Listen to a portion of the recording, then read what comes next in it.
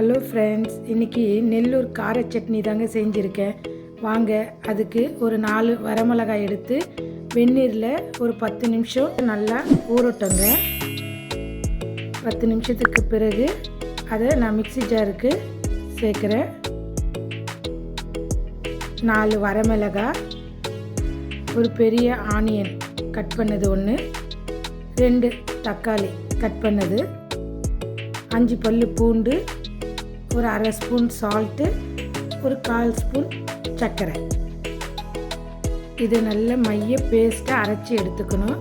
ஒரு 4 டீஸ்பூன் அளவுக்கு ஆயில் சேர்த்து, ஒரு ஸ்பூன் மஸ்டர்ட் சேர்த்து அது நல்லா பொரிஞ்சு வரட்டுங்க. கொஞ்சமாக கட் பண்ணி வச்சுருக்கிற கறி லீவ்ஸை சேர்த்து நம்ம அரைச்சி வச்சுருக்கிற பேஸ்ட்டு அதில் சேர்த்து நல்லா எண்ணெய் சுருண்டு வர வரைக்கும் நம்ம அதை வதக்கி எடுக்க போகிறோங்க.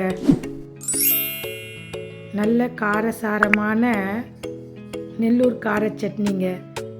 இப்போ கொஞ்சமாக பெருங்காயம் சேர்த்து சுருளை வதக்கி எடுக்கணுங்க. இட்லிக்கு தோசைக்கு சூப்பராக இருந்ததுங்க இந்த கார சட்னி.